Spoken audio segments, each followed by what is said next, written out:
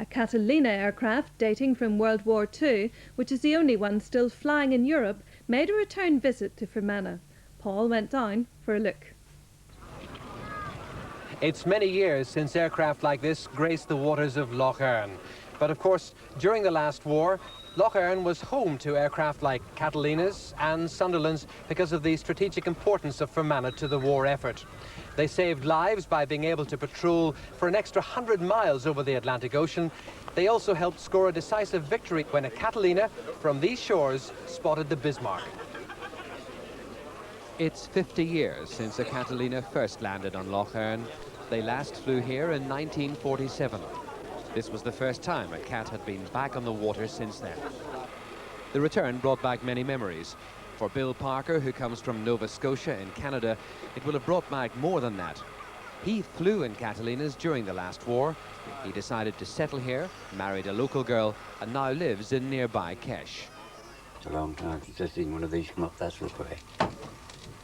What was your job when you flew in Catalinas? Radio operator, air gunner. Where would you have sat? Right here.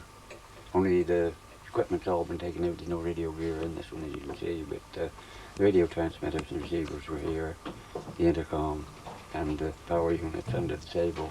The radio operator's table was right here. Navigator was next to us there, and then he had a prop table over on the port side.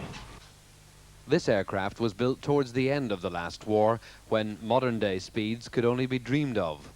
The pilot today is used to flying much faster machines.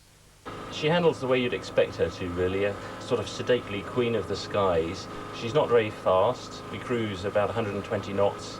In fact, the early Catalinas cruised at about 90 knots, but we have bigger engines now.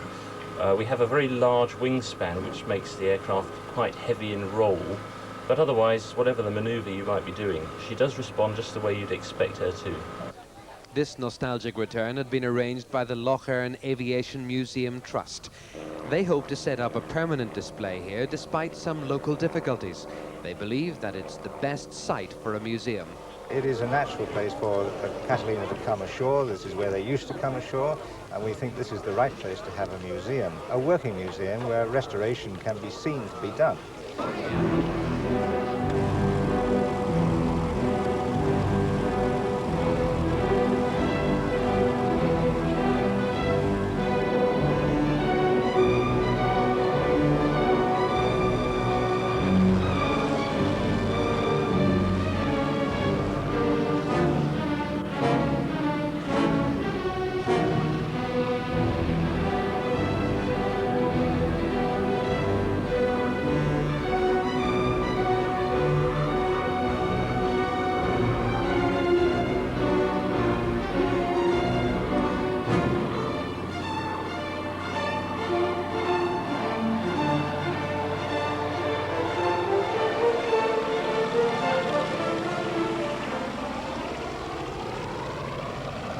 Dip of the wings to acknowledge the admirers, and the Catalina was away.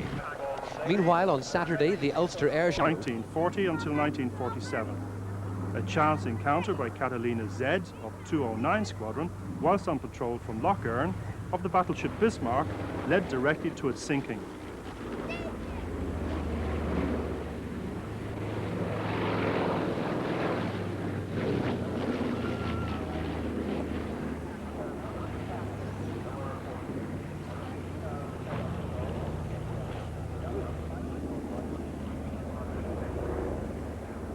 And this is what the observer sees from what the pilots call the glasshouse.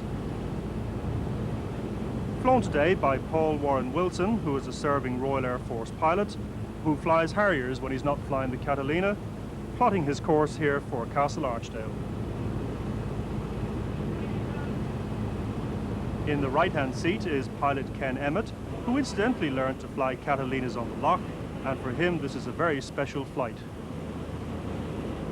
Overflying the very beautiful countryside of Enniskillen at the moment, which I'm sure was a welcome sight for both pilots and locals during the last war.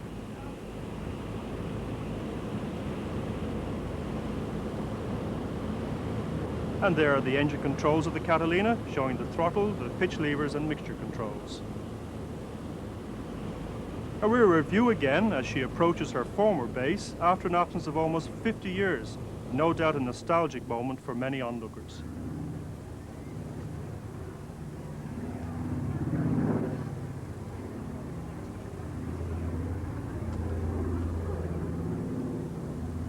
And so, as Catalina DA-Y joins downwind to turn base in finals, let's spare a thought for all those brave men and women who gave their lives during World War II.